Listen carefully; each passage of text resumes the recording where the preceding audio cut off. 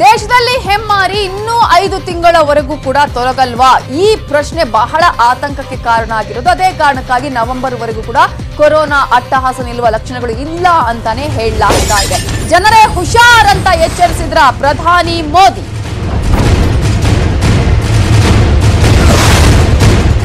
ದೇಶದಲ್ಲಿ ಹೆಮ್ಮಾರಿ ಇನ್ನೂ ಕೂಡ ನವೆಂಬರ್ ವರೆಗೂ ಇರುತ್ತಾ? ನವೆಂಬರ್ ವರೆಗೂ ಕೂಡ ಕೊರೋನಾ ಅಟ್ಟಹಾಸ ನಿಲ್ಲಲ್ವಾ?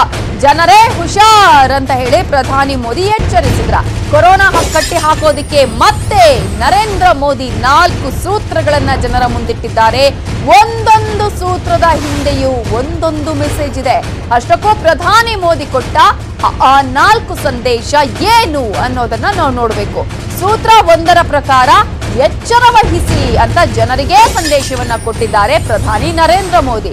ಸೂತ್ರ 2ರ ಪ್ರಕಾರ ಕೊರೋನಾ ತಡೆಗಟ್ಟಲು ಔಷಧಿಯ ಅಭಿವೃದ್ಧಿ ಕೂಡ ಆಗ್ತಾ ಇದೆ ಅನ್ನುವ ಸಂದೇಶವನ್ನ ಹೇಳಿದ್ದಾರೆ ಪ್ರಧಾನಿ ನರೇಂದ್ರ ಮೋದಿ. ಸೂತ್ರ 3 ಫ್ರೀ ರೇಷನ್, ಸೂತ್ರ 4 ನಮೋ ನೇಷನ್. ಆ 4 ಸೂತ್ರಗಳನ್ನ ಒಂದೊಂದಾಗಿ ನಿಮ್ಮ ಮುಂದೆ ಇಡ್ತೀವಿ ನೋಡಿ. ಹಾಗಾದ್ರೆ ನರೇಂದ್ರ ಮೋದಿ ಅವರ ಆ 4 ಸೂತ್ರಗಳು ಏನು, ಅದರ ಹಿಂದಿರುವ ಮೆಸೇಜ್ ಏನು ಅನ್ನೋದನ್ನ ಒಂದೊಂದಾಗಿ ನಿಮ್ಮ ಮುಂದೆ ಇಡ್ತಾ ಹೋಗ್ತೇವೆ. ಮೊದಲ ಸೂತ್ರ ಏನು ಅನ್ನೋದನ್ನ ನೋಡೋದಾದ್ರೆ, ಪ್ರಧಾನಿಗೂ ಜನರಿಗೂ ಒಂದೇ ನಿಯಮ. ಪ್ರಧಾನಿ ಜನಸಾಮಾನ್ಯರು, ಯಾವುದೇ ರೀತಿಯಾದಂತಹ ನಿಯಮದಲ್ಲಿ ಬದಲಾವಣೆ ಇಲ್ಲ.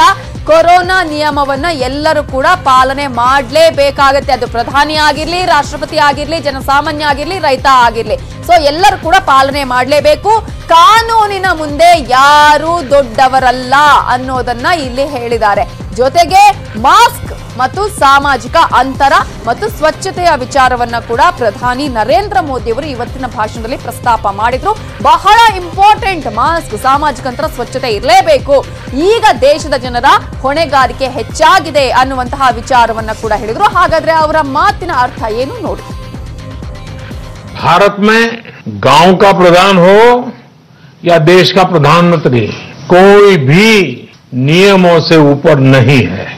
मास्क को लेकर, 2 गज की दूरी को लेकर, 20 सेकंड तक दिन में कई बार हाथ धोने को लेकर, ये 130 करोड़ देशवासियों के जीवन की रक्षा करने का अभियान है. भारत में भी स्थानीय प्रशासन को इसी चुस्ती से काम करना चाहिए.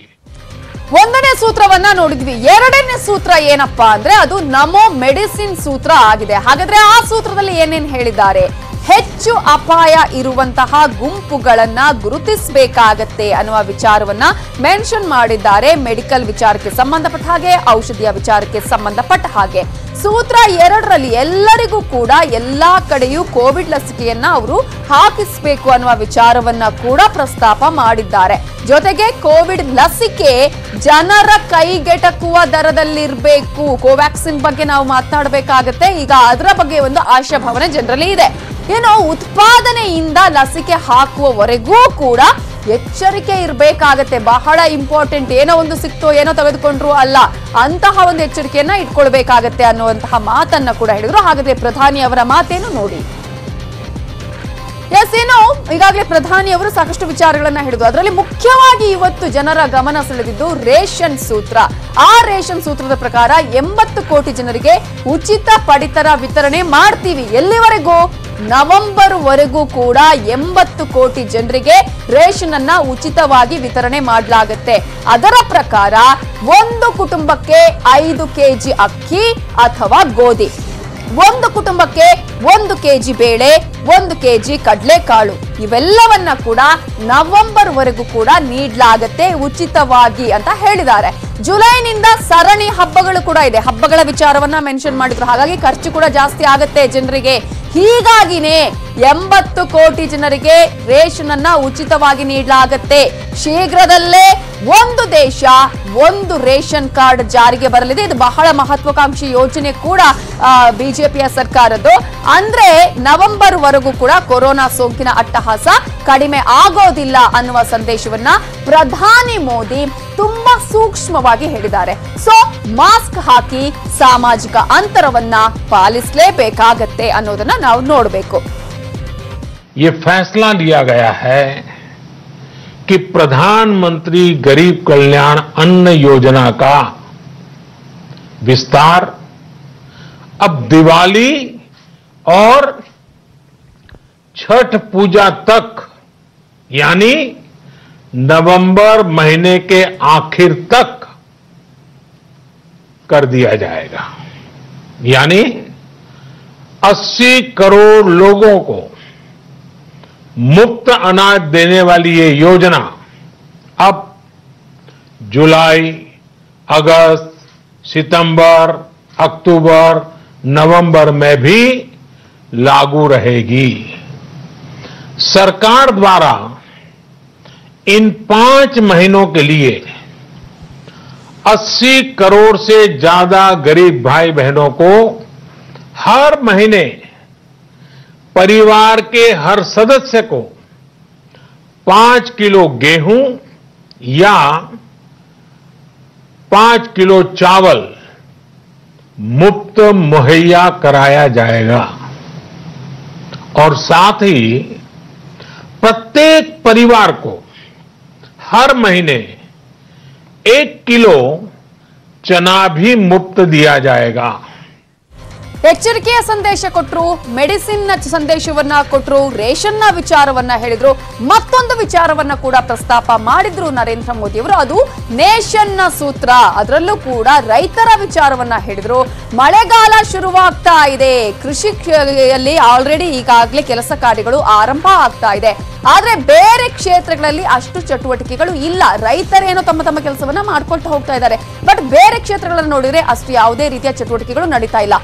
ಆದ್ರೂ ದೇಶಕ್ಕಾಗಿ ತೆರಿಗೆಯನ್ನ ಪಾವತಿ ಮಾಡಿದ್ದಾರೆ ಅನ್ನುವ ವಿಚಾರವನ್ನ ಪ್ರಧಾನಿ ನರೇಂದ್ರ ಮೋದಿ ಅವರು ತನ್ನ ಭಾಷಣದಲ್ಲಿ ಉಲ್ಲೇಖ ಮಾಡಿದ್ರು.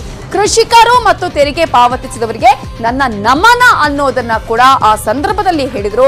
ಅವರಿಂದಲೇ ದೊಡ್ಡ ಸಂಕಟವನ್ನ ನಾವು ನಿಭಾಯಿಸ್ತಾ ಇದ್ದೀವಿ ಅನ್ನುವಂತಹ ವಿಚಾರವನ್ನ ಕೂಡ ಪ್ರಧಾನಿ ನರೇಂದ್ರ ಮೋದಿ ಅವರು ಹೇಳಿದ್ರು. ಅವರು ಏನ್ ಹೇಳಿದ್ರು ನೋಡಿ. हमारे देश के ईमानदार टैक्स पेयर आपका परिश्रम, आपका समर्पण ही जिसकी वजह से देश ये मदद कर पा रहा है। आपने देश का अन्न भंडार भरा है, इसलिए आज गरीब का, श्रमिक का चूल्हा जल रहा है। आपने ईमानदारी से टैक्स भरा है, अपना दायित्व निभाया है, इसलिए आज देश का गरीब इतने बड़े संकट से मुकाबला कर पा रहा है। मैं आज हर गरीब के साथ ही देश के हर किसान, हर टैक्स पेयर का हृदय से बहुत बहुत अभिनंदन करता हूं, उन्हें नमन करता हूं। ಒಟ್ಟಾರೆ ಪ್ರಧಾನಿ ನರೇಂದ್ರ ಮೋದಿ ಅವರು ಒಂದು ರೀತಿಯ ಎಚ್ಚರಿಕೆಯನ್ನ ಕೊಟ್ಟಿದ್ದಾರೆ. ಏನ್ ಈಗಾಗಲೇ ಸರ್ಕಾರ ಕೆಲಸ ಮಾಡ್ತಾ ಇದೆ, ಶ್ರಮಿಸ್ತಾ ಇದೆ, ಇದನ್ನ ತಡೆಗಟ್ಟುವ ನಿಟ್ಟಿನಲ್ಲಿ ನೀವು ಕೂಡ ನಿಮ್ಮ ಎಚ್ಚರಿಕೆಯಲ್ಲಿ ಇರಬೇಕಾಗತ್ತೆ, ಮಾರ್ಗಸೂಚಿಗಳನ್ನ ಪಾಲನೆ ಮಾಡಲೇಬೇಕಾಗತ್ತೆ ಅನ್ನುವ ವಿಚಾರವನ್ನ ಹೇಳಿದ್ದಾರೆ. ಸೊ ಎಲ್ಲರೂ ಕೂಡ ಅಲರ್ಟ್ ಆಗ್ಲೇಬೇಕಾಗತ್ತೆ. ಏನೋ ಲಾಕ್ ಡೌನ್ ಆಗತ್ತಾ ಇಲ್ವಾ ಅನ್ನುವ ಎಲ್ಲಾ ಗೊಂದಲಗಳಿಗೂ ಕೂಡ ಈಗ ತೆರೆ ಬಿದ್ದಿದೆ. ಯಾವುದೇ ಕಾರಣಕ್ಕೂ ಲಾಕ್ ಡೌನ್ ಇಲ್ಲ ಅಂತ ಹೇಳ್ತಾ ಇದೆ ರಾಜ್ಯ ಸರ್ಕಾರ. ಕೇಂದ್ರ ಸರ್ಕಾರ ನಿನ್ನೆ ಕೊಟ್ಟಿದ್ದ ಅನ್ಲಾಕ್ 2.0 ಗೈಡ್ ಲೈನ್ಸ್ ಆಧರಿಸಿ ರಾಜ್ಯ ಸರ್ಕಾರ ಕೂಡ ಹೊಸ ಮಾರ್ಗಸೂಚಿಯನ್ನ ಹೊರಡಿಸಿದೆ. ಜೊತೆಗೆ ಲಾಕ್ ಡೌನ್ ಇಲ್ಲ ಅಂತ ಹೇಳಿದೆ. ಹಾಗಾದ್ರೆ ಅನ್ಲಾಕ್ 2.0 ನಲ್ಲಿ ಏನೇನಿರತ್ತೆ, ಏನೇನ್ ಇರಲ್ಲ ಅನ್ನೋದೇ ಈಗಿನ ಕುತೂಹಲ. ಇನ್ನು ಕಂದಾಯ ಸಚಿವರಾಗಿರುವ ಆರ್ ಅಶೋಕ್ ಅವರು ಇದೇ ವಿಚಾರಕ್ಕೆ ಸಂಬಂಧಪಟ್ಟಂತೆ ಮಾಹಿತಿ ಕೊಟ್ಟಿದ್ದಾರೆ ನೋಡಿ. ಇವತ್ತು ನಾಳೆಗೆ ಹೋಗುವಂತ ಕಾಯಿಲೆ ಅಲ್ಲ. ಫಸ್ಟ್ ಆಫ್ ಆಲ್ ಇದು ಇನ್ನು 3 ತಿಂಗಳು ಇರುತ್ತೋ 6 ತಿಂಗಳು ಇರುತ್ತೋ ಗೊತ್ತಿಲ್ಲ. ಇನ್ನು 100ಕ್ಕೆ 100% ಯಾವುದೇ ಲಾಕ್ಡೌನ್ ಇಡೀ ರಾಜ್ಯದಲ್ಲಿ ನಾವು ಮಾಡಲ್ಲ. ಸದ್ಯಕ್ಕೆ ಆ ಥರದ ಏನೂ ಪರಿಸ್ಥಿತಿ ಇಲ್ಲ. ಒಂದ್ಸರಿ ಲಾಕ್ಡೌನ್ ಆಗಿದೆ. ಈಗ ಸದ್ಯಕ್ಕೆ ಆ ಥರದ ಯಾವುದೇ ಇಡೀ ಸ್ಟೇಟನ್ನು ಲಾಕ್ಡೌನ್ ಮಾಡುವಂಥ ವ್ಯವಸ್ಥೆ ಇಲ್ಲ. ಇವತ್ತು ಲಾಕ್ಡೌನ್ ಅಂತೂ ಇಲ್ಲ ಅನ್ನುವಂತಹ ವಿಚಾರವನ್ನ ಹೇಳಿದ್ದಾರೆ. ಅನ್ಲಾಕ್ ಆದ್ರೂ ಕೂಡ ಲಾಕ್ ಆದ ಹಾಗೇನೆ ಒಂದಷ್ಟು ಷರತ್ತುಗಳು ಕೂಡ ಇರುತ್ತೆ. ಹಾಗಾದ್ರೆ ಏನೇನ್ ಇರುತ್ತೆ, ಯಾವ್ಯಾವುದಕ್ಕೆ ಬಂದ್ ಆಗುವ ಚಾನ್ಸಸ್ ಇದೆ ಅಂತ ನಾವು ನೋಡ್ತಾ ಹೋಗೋದಾದ್ರೆ ಏನೆಲ್ಲ ಬಂದ್ ಆಗಿದೆ ಅನ್ನೋದನ್ನ ನೋಡ್ತಾ ಹೋಗೋಣ. ಜುಲೈ 31ರವರೆಗೆ ಎಲ್ಲಾ ಶಾಲಾ ಕಾಲೇಜುಗಳು ಕೂಡ ಬಂದ್, ಯಾವುದೇ ರೀತಿಯ ಶಾಲಾ ಕಾಲೇಜುಗಳು ಓಪನ್ ಇರೋದಿಲ್ಲ ಇನ್ನು ಕರ್ನಾಟಕದಲ್ಲಿ. ಏನು ಶೈಕ್ಷಣಿಕ ಸಂಸ್ಥೆಗಳು ಕೂಡ ಜುಲೈ 31ರವರೆಗೂ ಕೂಡ ಬಂದ್ ಆಗುತ್ತೆ. ಯಾವುದೇ ರೀತಿಯಲ್ಲೂ ಇದಕ್ಕೂ ಕೂಡ ಅವಕಾಶವನ್ನ ನೀಡಿಲ್ಲ ಕರ್ನಾಟಕದಲ್ಲಿ. ಜೊತೆಗೆ ಅಂತಾರಾಷ್ಟ್ರೀಯ ವಿಮಾನಯಾನ ರದ್ದಾಗಿದೆ, ಮೆಟ್ರೋ ರೈಲು ಸಂಚಾರ ಬಂದ್ ಆಗಿದೆ ಆಲ್ರೆಡಿ, ಅದು ಕೂಡ ಓಪನ್ ಇಲ್ಲ. ಜೊತೆಗೆ ಸಿನಿಮಾ ಮಂದಿರ ಆಗಿರ್ಬೋದು, ಥಿಯೇಟರ್ಗಳು ಕೂಡ ಬಂದ್ ಆಗಿದೆ, ಅದಕ್ಕೂ ಕೂಡ ಅವಕಾಶ ಇಲ್ಲ. ಇನ್ನು ಜಿಮ್, ಬಹಳ ದಿನಗಳಿಂದ ಕೇಳಿ ಬರ್ತಾ ಇರುವಂತಹ ಮಾತು ಜಿಮ್ ಓಪನ್ ಮಾಡಬೇಕು ಅಂತ ಹೇಳಿ, ಆದ್ರೆ ಅದಕ್ಕೂ ಅವಕಾಶ ಕೊಟ್ಟಿಲ್ಲ. ಸ್ವಿಮ್ಮಿಂಗ್ ಪೂಲ್ ಬಂದ್ ಆಗಿದೆ. ಜೊತೆಗೆ ಪಾರ್ಕ್ ಆಗಿರ್ಬೋದು, ಬಾರ್ ಆಗಿರ್ಬೋದು, ಆಡಿಟೋರಿಯಂ ಆಗಿರ್ಬೋದು, ವಿಚಾರ ಸಂಕಿರಣಗಳು ಕೂಡ ಬಂದ್ ಆಗಿದೆ, ಯಾವುದಕ್ಕೂ ಕೂಡ ಅವಕಾಶವನ್ನ ನೀಡಿಲ್ಲ. ಇನ್ನು ಅಸೆಂಬ್ಲಿ ಹಾಲ್, ಸಾಂಸ್ಕೃತಿಕ ಉದ್ಯಾನವನ ಕೂಡ ಲಾಕ್ ಆಗಿದೆ, ಅದಕ್ಕೂ ಕೂಡ ಅವಕಾಶವನ್ನ ನೀಡಿಲ್ಲ. ಜೊತೆಗೆ ಬಹಳ ಇಂಪಾರ್ಟೆಂಟ್ ಏನಂದ್ರೆ ಸಾಮಾಜಿಕ, ಧಾರ್ಮಿಕ, ಕ್ರೀಡಾ, ರಾಜಕೀಯ ಕಾರ್ಯಕ್ರಮಗಳು ಇದೇ ಬಹಳ ಆತಂಕಕ್ಕೆ ಕಾರಣ ಆಗ್ತಾ ಇದ್ದು, ಇದಕ್ಕೂ ಕೂಡ ಅವಕಾಶ ಇಲ್ಲ ಅಂತ.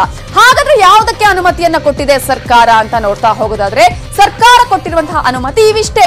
ಒಂದು ರೀತಿಯಲ್ಲಿ ಅನುಮತಿ ಒಂದಿಗೆನೆ ಆನ್ಲೈನ್ ಮತ್ತು ದೂರ ಶಿಕ್ಷಣಕ್ಕೆ ಅವಕಾಶವನ್ನ ನೀಡಲಾಗಿದೆ.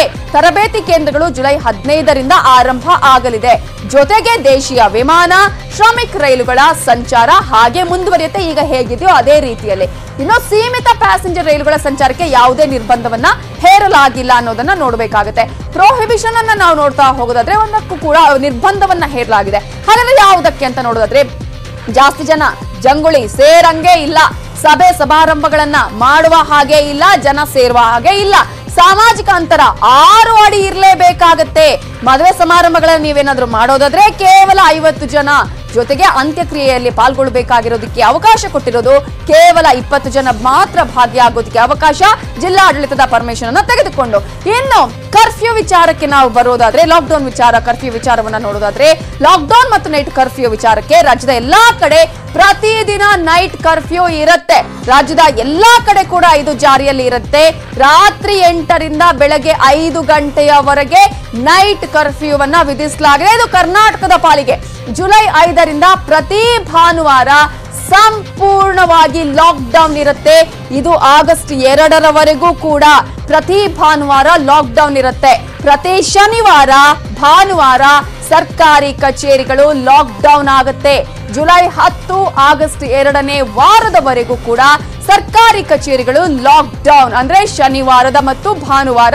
ಇಲ್ಲಿಯವರೆಗೂ 2 ಮತ್ತು 4ನೇ ಶನಿವಾರದ ಜೊತೆ ಇತ್ತು, ಆದ್ರೆ ಇನ್ನು ಎಲ್ಲಾ ತಿಂಗಳಿನ 4 ಶನಿವಾರಗಳು ಕೂಡ, ವಾರದ 4 ಶನಿವಾರ ಮತ್ತು ಭಾನುವಾರ ಕೂಡ ಯಾವುದೇ ರೀತಿಯ ಕೆಲಸ ಕಾರ್ಯಗಳು ನಡೆಯೋದಿಲ್ಲ. ಕಂಟೈನ್ಮೆಂಟ್ ಝೋನ್ ನಲ್ಲಿ ಜುಲೈ 31ರವರೆಗೂ ಕೂಡ ಲಾಕ್ಡೌನ್ ಇರುತ್ತೆ. ಸೋಂಕೇನಾದ್ರೂ ಹೆಚ್ಚಾದ್ರೆ ಏರಿಯಾವನ್ನೇ ಲಾಕ್ ಮಾಡೋದಕ್ಕೆ ನಿರ್ಧಾರವನ್ನ ತೆಗೆದುಕೊಳ್ಳಲಾಗಿದೆ. ಆ ನಿರ್ಧಾರ ಅಧಿಕಾರಿಗಳು ತೆಗೆದುಕೊಳ್ಳಬೇಕಾಗತ್ತೆ ಅನ್ನೋದನ್ನ ನಾವು ಗಮನಿಸಬೇಕಾಗತ್ತೆ. ಏನೋ ರಾಜ್ಯದಲ್ಲಿ ಇವತ್ತು ಕೂಡ ಕೊರೋನಾ ಮಹಾಸ್ಫೋಟ ಆಗಿದೆ. ಇವತ್ತು 947 ಮಂದಿ ಹೊಸ ಸೋಂಕಿತರು ಪತ್ತೆಯಾಗಿದ್ದಾರೆ. ಒಟ್ಟು ಸೋಂಕಿತರ ಸಂಖ್ಯೆ ಈಗ 15,242ಕ್ಕೆ ಏರಿದೆ. ಕಳೆದ 24 ಗಂಟೆಯಲ್ಲಿ ರಾಜ್ಯದ 20 ಮಂದಿ ಕೊರೋನಾದಿಂದ ಸಾವನ್ನಪ್ಪಿದ್ದಾರೆ. ಇವತ್ತಿನ ಕೊರೋನಾ ಲೆಕ್ಕ ಹೇಗಿದೆ ನೋಡಿ. ಹಾಗಾದ್ರೆ ಇವತ್ತಿನ ಲೆಕ್ಕ ಏನು, ಕೊರೋನಾ ಯಾವ ರೀತಿಯಾಗಿ ಇವತ್ತು ಕೂಡ ಸ್ಫೋಟ ಆಗಿದೆ ಅಂತ ನೋಡ್ತಾ ಹೋಗೋದಾದ್ರೆ ಒಟ್ಟು ಕೇಸ್ಗಳ ಸಂಖ್ಯೆ 15,242 ದಿನದಿಂದ ದಿನಕ್ಕೆ ಏರಿಕೆ ಆಗ್ತಾ ಇದೆ. ಗುಣಮುಖರಾದವರ ಸಂಖ್ಯೆ 7,918 ಆದ್ರೆ ಇನ್ನು ಇದೇ ಒಂದು ಕೊರೋನಾ ಸೋಂಕಿಗೆ ಒಳಗಾಗಿ ಆಸ್ಪತ್ರೆಯಲ್ಲಿ ಚಿಕಿತ್ಸೆ ಪಡಿತಾ ಇರುವವರು 7,074 ಮಂದಿ. ಸಾವನ್ನಪ್ಪಿರುವವರ ಸಂಖ್ಯೆ 246. ಇಲ್ಲಿವರೆಗೂ ಕೂಡ ಲೆಕ್ಕಾಚಾರ. ಐಸಿಯುನಲ್ಲಿ ಇರುವವರು 271, ಸ್ಥಿತಿ ಗಂಭೀರವಾಗಿರುವವರ ಸಂಖ್ಯೆಯನ್ನ ನೋಡೋದಾದ್ರೆ ಏನೋ ಬೆಂಗಳೂರಿನ ಚಿತ್ರಣ ಬಹಳ ಆತಂಕ. ಬೆಂಗಳೂರು ಅಂತ ಹೇಳಂಗಿಲ್ಲ, ಎಲ್ಲರೂ ಕೂಡ ಆತಂಕಕ್ಕೆ ಒಳಗಾಗ್ತಾರೆ. ಬೆಂಗಳೂರಲ್ಲೂ ಕೂಡ ಸ್ಫೋಟ ಆಗಿದೆ. ಇವತ್ತು ಲೆಕ್ಕಾಚಾರವನ್ನು ನೋಡಿದ್ರೆ ಇಲ್ಲಿಯವರೆಗೂ ಕೂಡ 4,555 ಮಂದಿ ಒಟ್ಟು ಸೋಂಕಿತರು ಇರುವಂತದ್ದು. ಆಸ್ಪತ್ರೆಯಲ್ಲಿರುವವರ ಸಂಖ್ಯೆ 3,916 ಆದ್ರೆ ಗುಣಮುಖರಾದವರು 543 ಮಂದಿ. ಆದ್ರೆ ಸಾವನ್ನಪ್ಪಿರುವ ಸಂಖ್ಯೆ 95 ಆಗಿದೆ ಅನ್ನೋದನ್ನ ನೋಡಬೇಕು. ಐಸಿಯುನಲ್ಲಿರುವವರ ಸಂಖ್ಯೆ 171 ಚಿಕಿತ್ಸೆಯನ್ನ ಕೂಡ ಪಡೆದುಕೊಳ್ತಾ ಇರೋದನ್ನ ನಾವು ಗಮನಿಸಬಹುದು. ಏನೋ ಈಗಾಗಲೇ ನಾವು ನೋಡಬಹುದು ಬೆಂಗಳೂರಲ್ಲಿ 503 ಕೇಸ್ ಕೂಡ ಆಗಿರೋದನ್ನ ನಾವಿಲ್ಲಿ ಗಮನಿಸಬೇಕಾಗತ್ತೆ. ಸೊ ನಿನ್ನೆಗಿಂತ ಇವತ್ತು ಸ್ವಲ್ಪ ಬೆಟರ್ ಅಂತ ಹೇಳಬೇಕಾಗತ್ತೆ. ಹಾಗೆ ಕಡಿಮೆ ಆಗ್ತಾ ಹೋಗ್ಲಿ ಅನ್ನುವ ಆಶಾಭಾವನೆ ನಮ್ಮದು. ಏನೋ ಈಗಾಗಲೇ ನಾವು ನೋಡಬಹುದು ಜೂನ್ ನಲ್ಲಿ ಏನಾಗಿದೆ ಅಂತ ನೋಡ್ತಾ ಹೋಗೋದಾದ್ರೆ ಯಾವ ರೀತಿಯಾಗಿ ಏರಿಕೆಯನ್ನೇ ಕಂಡಿದೆ ಅಂತ ನೀವು ಗಮನಿಸಬಹುದು. ಈ ಒಂದು ಮ್ಯಾಪ್ ನ ಈ ಒಂದು ಗ್ರಾಫಿಕ್ಸ್ ನೀವು ನೋಡ್ತಾ ಹೋಗೋದಾದ್ರೆ ವಯಸ್ಸು ಮತ್ತು ಸಾವಿನ ಲೆಕ್ಕಾಚಾರ ನಿಮ್ಮ ಮುಂದೆ ಇಟ್ಟಿದ್ದೀವಿ. 0 ಇಂದ 20 ವರ್ಷದ ಒಳಗಿನಲ್ಲಿ 1 ಸಾವಾದ್ರೆ 21 ರಿಂದ 40 ವರ್ಷದವರಲ್ಲಿ 14 ಮಂದಿ ಸಾವನ್ನಪ್ಪಿದ್ದಾರೆ. ಇನ್ನು 41 ರಿಂದ 50 ವರ್ಷದ ಒಳಗಿನಲ್ಲಿ ಇಲ್ಲಿ 56 ಮಂದಿ ಸಾವನ್ನಪ್ಪಿದ್ರೆ 51 ರಿಂದ 60 ವರ್ಷದ ಒಳಗಿನವರಲ್ಲಿ 80 ಮಂದಿ ಸಾವನ್ನಪ್ಪಿದ್ದಾರೆ. 60+ 61 ವರ್ಷದಲ್ಲಿ 100 ಮಂದಿ ಸಾವನ್ನಪ್ಪಿರುವುದನ್ನು ಕೂಡ ನಾವಿಲ್ಲಿ ಗಮನಿಸಬಹುದು. ಹಾಗಾಗಿ ಸಾವಿನ ಸಂಖ್ಯೆ ಕೂಡ ಏರಿಕೆ ಆಗ್ತಾ ಇರೋದನ್ನ ನೋಡಬಹುದು. ಏನು ದಿನೇ ದಿನೇ ಕೊರೋನಾ ಹೆಚ್ಚಳ ಆಗ್ತಾ ಇದೆ. ಟ್ರೀಟ್ಮೆಂಟ್ಗೆ ವೈದ್ಯರ ಕೊರತೆ ಕೂಡ ಇದೆ. ಸರ್ಕಾರಿ ಆಸ್ಪತ್ರೆಗಳಲ್ಲಿ ವೈದ್ಯಕೀಯ ಸಿಬ್ಬಂದಿಯ ಕೊರತೆ ಇದೆ. ವೈದ್ಯಕೀಯ ಸಿಬ್ಬಂದಿಯ ವಯೋನಿವೃತ್ತಿ ಸೇವಾವಧಿಯನ್ನ ವಿಸ್ತರಣೆ ಮಾಡಲಾಗಿದೆ. ಸರ್ಕಾರಿ ಆಸ್ಪತ್ರೆಗಳಲ್ಲಿ ವೈದ್ಯಕೀಯ ಸಿಬ್ಬಂದಿಯ ಕೊರತೆ ಇದೆ. ಯಾವಾಗಲೂ ಕೂಡ ಇದೊಂದು ಆರೋಪ ಇದ್ದೇ ಇದೆ ಸರ್ಕಾರಿ ಆಸ್ಪತ್ರೆಗಳ ವಿಚಾರಕ್ಕೆ ಸಂಬಂಧಪಟ್ಟ ಹಾಗೆ. ಹಾಗಾಗಿ ವೈದ್ಯಕೀಯ ಸಿಬ್ಬಂದಿಯ ವಯೋನಿವೃತ್ತಿಯ ಸೇವೆಯನ್ನ ಇನ್ನೂ ಕೂಡ ವಿಸ್ತರಣೆ ಮಾಡಲಾಗಿದೆ. 3ನೇ ಬಾರಿ ವಯೋನಿವೃತ್ತಿ ಅವಧಿಯನ್ನ ಎಕ್ಸ್ಪ್ಯಾಂಡ್ ಮಾಡಲಾಗಿರೋದು. ಈಗಾಗಲೇ ಆರೋಗ್ಯ ವೈದ್ಯಕೀಯ ಶಿಕ್ಷಣ ಇಲಾಖೆಯ ಸಿಬ್ಬಂದಿ ವೈದ್ಯಕೀಯ ಅರೆ ವೈದ್ಯಕೀಯ ಸಿಬ್ಬಂದಿಯ ಸೇವೆ ಹಾಗೆ ಕಂಟಿನ್ಯೂ ಆಗತ್ತೆ. ಇದು ನವೆಂಬರ್ 31ರವರೆಗೆ ಇದ್ದ ಸೇವೆಯನ್ನ ಮುಂದುವರಿಕೆ ಮಾಡಲಾಗುತ್ತೆ. ಡಿಸೆಂಬರ್ 31ರವರೆಗೆ ಸೇವಾವಧಿಯನ್ನ ವಿಸ್ತರಣೆ ಮಾಡೋದಕ್ಕೆ ಸರ್ಕಾರ ನಿರ್ಧಾರವನ್ನ ತೆಗೆದುಕೊಂಡಿದೆ. ಕೊರೋನಾ ಕಟ್ಟಿ ಹಾಕಲು ಸರ್ಕಾರದ ನಿರ್ಧಾರ ಇದು.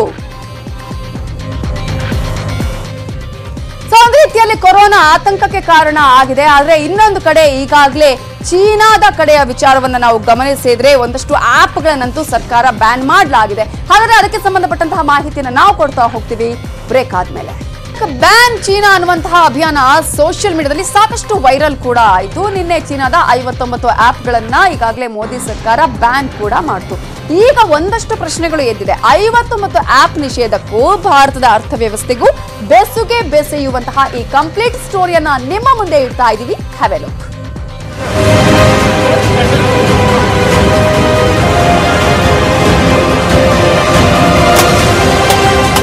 ಗಾಲ್ವನ್ ಗಡಿಯಲ್ಲಿ ನಡೆದ ಘರ್ಷಣೆ, ದೇಶದ ಗಡಿ ಕಾಯಲು ಹೋಗಿ ಬಲಿದಾನಗೈದ 20 ವೀರ ಯೋಧರು.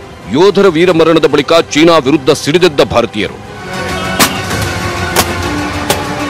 ಇಷ್ಟೆಲ್ಲ ಆದ್ಮೇಲೆ ಚೀನಾ ಉತ್ಪನ್ನಗಳ ನಿಷೇಧಕ್ಕೆ ಸಾಮಾಜಿಕ ಜಾಲತಾಣಗಳಲ್ಲಿ ದೊಡ್ಡ ಹೋರಾಟಕ್ಕೆ ಜನರೇ ನಾಂದಿ ಹಾಡಿದ್ರು. ಜನರಿಂದ ಶುರುವಾದ ಈ ಅಭಿಯಾನಕ್ಕೆ ನಿನ್ನೆ ಕೈಜೋಡಿಸಿದ ಮೋದಿ ಸರ್ಕಾರ ಟಿಕ್ಟಾಕ್, ಶೇರಿಟ್, ಹೆಲೋ ಬ್ರೌಸರ್ಗಳು ಸೇರಿದಂತೆ ಒಟ್ಟು 59 ಮೊಬೈಲ್ ಅಪ್ಲಿಕೇಶನ್ಗಳ ಮೇಲೆ ನಿಷೇಧ ಹಾಕಿದೆ.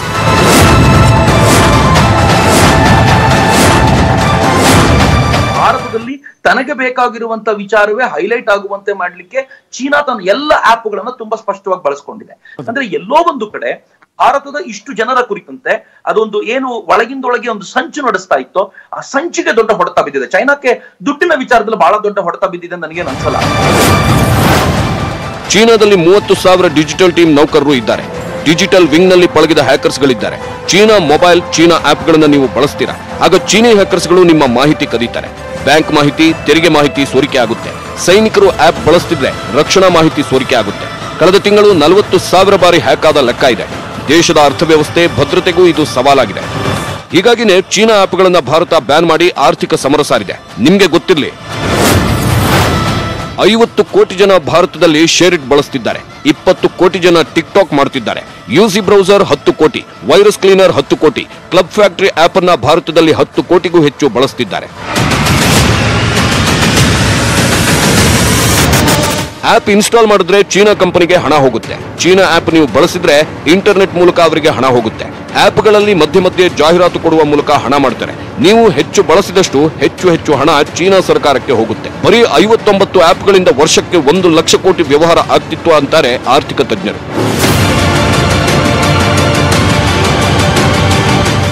ಈಗ ನಮ್ಮ ಬಳಕೆದಾರರಿಲ್ಲದೆ ಚೀನಾಗೆ ಆರ್ಥಿಕ ಹೊಡೆತ ಬೀಳುತ್ತಿದೆ. ಭಾರತದ ಈ ನಿರ್ಧಾರವನ್ನ ಬೇರೆ ದೇಶಗಳು ಫಾಲೋ ಮಾಡಿದ್ರೆ ಚೀನಾದ ಆರ್ಥಿಕ ವ್ಯವಸ್ಥೆ ನೆಲಕಚ್ಚುತ್ತೆ ಅನ್ನೋ ಭಯ ಇದೆ. ಆದ್ರೂ ಮೊಂಡಾಟ ಮಾಡುತ್ತಿರುವ ಚೀನಾ ಹೂಡಿಕೆದಾರರ ನ್ಯಾಯಬದ್ಧ ಹಕ್ಕುಗಳನ್ನು ಕಾಪಾಡುವುದು ಭಾರತ ಸರ್ಕಾರದ ಕರ್ತವ್ಯ ಅಂತ ಭಾಷಣ ಬಿಗಿದಿದೆ. ಜೊತೆಗೆ ಚೀನಾದಲ್ಲಿರೋ ಭಾರತದ ಉದ್ಯಮಿಗಳನ್ನು ಬಂದ್ ಮಾಡಿಸೋಕೆ ಪ್ಲಾನ್ ಹಾಕಿದೆ. 59 ಆಪ್ ನಿಷೇಧಿಸಿದ್ರೆ ಭಾರತಕ್ಕೆ ಸಂಕಷ್ಟನೇ. ಭಾರತ ಸರ್ಕಾರ ಭದ್ರತಾ ವಿಚಾರದಲ್ಲಿ ಚೀನಾದ 59 ಅಪ್ಲಿಕೇಶನ್ ನಿಷೇಧಿಸಿದೆ. ಆದ್ರೆ ಇದು ಭಾರತೀಯರಿಗೂ ಸಮಸ್ಯೆ ಆಗುತ್ತಾ ಅನ್ನೋ ಪ್ರಶ್ನೆ ಎದ್ದಿದೆ. ಯಾಕಂದ್ರೆ 59 ಆಪ್ ಕಂಪನಿಗಳಲ್ಲಿರೋ ನಮ್ಮ ನೌಕರರ ಗತಿಯೇನು? 59 ಆಪ್ಗಳಿಗೆ ಬದಲಿ ವ್ಯವಸ್ಥೆಯನ್ನ ಸರ್ಕಾರ ಮಾಡಿದ್ಯಾ? ಚೀನಾ ಆಪ್ ಬಳಸ್ತಿರೋ PM ಕೇರ್ ಫಂಡ್ ಭದ್ರತೆ ಸದೃಢವಾಗಿದೆಯಾ? ಚೀನಾದಲ್ಲಿರೋ ಭಾರತೀಯ ಕಂಪನಿಗಳು ನಷ್ಟಕ್ಕೆ ಸಿಲುಕಿದ್ರೆ ಹೇಗೆ ಎಂಬ ಒಂದಷ್ಟು ಪ್ರಶ್ನೆಗಳನ್ನ ಕಾಂಗ್ರೆಸ್ ನಾಯಕರು ಸಾಮಾಜಿಕ ಜಾಲತಾಣಗಳಲ್ಲಿ ಪ್ರಶ್ನೆ ಎತ್ತಿದ್ದಾರೆ. Bureau report, news 18 Kannada. ಒಂದಂತೂ ಆರಂಭ ಆಗ್ಲೇಬೇಕಾಗಿತ್ತು, ಆರಂಭ ಕೂಡ ಆಗಿದೆ. ನೋಡೋಣ ಯಾವ ನಿಟ್ಟಿನಲ್ಲಿ ಈಗ ಚೀನಾ ಇದರ ಬಗ್ಗೆ ಪ್ರತಿಕ್ರಿಯೆಯನ್ನ ಕೊಡುತ್ತೋ ಅನ್ನೋದನ್ನ. ಒಂದು ಚಿಕ್ಕ ಬ್ರೇಕ್ ತಗೊಳ್ಳೋಣ. ಬ್ರೇಕ್ ಆದ್ಮೇಲೆ ಇನ್ನಷ್ಟು ಸುದ್ದಿ. ಶವಗಳನ್ನ ಹೂಡೋದಕ್ಕೆ ಗುಂಡಿ ತೆಗೆದಿದ್ರು, ಆದ್ರೆ ಗುಂಡಿಗೆ ಹಾಕೋದಕ್ಕೆ ಶವಗಳನ್ನ ಆಂಬ್ಯುಲೆನ್ಸ್ ನಿಂದ ಎಳ್ಕೊಂಡು ಬಂದ್ರು. ಒಂದೇ ಗುಂಡಿಯಲ್ಲಿ ಮೂರು ಶವ ಹಾಕಿ ಗುಂಡಿನೂ ಮುಚ್ಚಿದ್ರು. ಬಳ್ಳಾರಿಯಲ್ಲಿ ನಡೆದ ಈ ಒಂದು ಘಟನೆಯ ಬಗ್ಗೆ ನಿಮ್ಮ ನ್ಯೂಸ್ 18 ಕನ್ನಡ ವರದಿಯನ್ನ ಬಿತ್ತರಿಸಿದ್ರು. ಆಮೇಲೆ ಬಳ್ಳಾರಿ ಜಿಲ್ಲಾಧಿಕಾರಿ SS ನಕುಲ್ ತನಿಖೆಗೆ ಆದೇಶ ಮಾಡಿದ್ರು. ಈಗ ಅದು ಬಳ್ಳಾರಿಯದ್ದೇ ಅನ್ನೋದು ಖಚಿತವಾದ ಮೇಲೆ ಬೇಷರತ್ ಕ್ಷಮೆ ಯಾಚಿಸಿದ್ದಾರೆ. ಅಷ್ಟೇ ಅಲ್ಲ, ಬೇಕಾಬಿಟ್ಟಿಯಾಗಿ ಅಂತ್ಯಕ್ರಿಯೆ ನಡೆಸಿದ ಟೀಮ್ ಅನ್ನು ಕೂಡ ಬದಲಾಯಿಸಿದ್ದಾರೆ. ಕೆಲವೊಂದು ವಿಡಿಯೋಸು ಸೋಷಿಯಲ್ ಮೀಡಿಯಾದಲ್ಲಿ ಹರಡಾಡ್ತಾ ಇರೋದು ನಮ್ಮ ಗಮನಕ್ಕೂ ಬಂದಿದೆ. ಅದನ್ನ ಎನ್ಕ್ವೈರ್ ಮಾಡಲಿಕ್ಕೆ ನಾವು ADCಗೆ ಕೂಡ ಇನ್ಸ್ಟ್ರಕ್ಟ್ ಮಾಡಿದೀವಿ. ಅವರು ಅದಕ್ಕೆ ನೋಡಲ್ ಆಫೀಸರ್ ಆಗಿ ಅದಕ್ಕೆ ಎನ್ಕ್ವೈರ್ ಮಾಡ್ತಾ ಇದ್ದಾರೆ. ಅವ್ರಿಗೆ ನಾವು ಕೇಳಿದಾಗ ನಾವು ಯಾವುದು ವಿಡಿಯೋ ತೆಗೆದಿಲ್ಲ ಅಂತ ಅವ್ರು ಹೇಳ್ತಾ ಇದ್ದಾರೆ. ಅದಕ್ಕೆ ನಾವು ಡೀಟೇಲ್ ಆಗಿ ಎನ್ಕ್ವೈರ್ ಮಾಡಬೇಕಾಗತ್ತೆ. ಬಟ್ ಬಾಡಿ ಪ್ಯಾಕಿಂಗ್ ಏನೇನಿದೆ ಅದು ವಿಡಿಯೋದಲ್ಲಿ ಯಾವುದಿದೆ ನೋಡಿದ್ರು ಕೂಡ ಗೊತ್ತಾಗುತ್ತೆ. ಪ್ಯಾಕಿಂಗ್ ಎಲ್ಲ ಆಗಿದೆ. ಬಟ್ ಅದನ್ನ ಒಂದು ರೀತಿಯ ಮೋರ್ ಮಾನವೀಯ ದೃಷ್ಟಿಯಿಂದ ಅದನ್ನ ಮಾಡಬೇಕಾಗತ್ತೆ. ಅದನ್ನ ಎನ್ಕ್ವೈರ್ ಮಾಡಬೇಕು. ನಮ್ಮ ವಿಡಿಯೋನ ಏನು ಅಂತ ಅದನ್ನ ಚೆಕ್ ಮಾಡ್ಲಿಕ್ಕೆ. ಒಟ್ಟಾರೆ ಇಂತಹ ಘಟನೆಗಳು ಆಗದ ಹಾಗೆ ನೋಡ್ಕೊಳ್ಬೇಕಾಗಿರೋದು ಅಧಿಕಾರಿಗಳ ಕರ್ತವ್ಯ ಕೂಡ. ಇನ್ನು ಮುಂದಾದಂತಹ ಘಟನೆಗಳು ಆಗದ ಹಾಗೆ ನೋಡ್ಕೊಳ್ಳಿ ಅಂತ ಹೇಳ್ತಾ ಇವತ್ತಿನ ಅಗ್ರ ರಾಷ್ಟ್ರೀಯ ವಾರ್ತೆಯನ್ನು ಮುಗಿಸ್ತಾ ಇದ್ದೀವಿ. ನೋಡ್ತಾ ಇರಿ ನ್ಯೂಸ್ 18 ಕನ್ನಡ. ಜಾಲ ನಮ್ಮದು, ಬಲ ನಿಮ್ಮದು.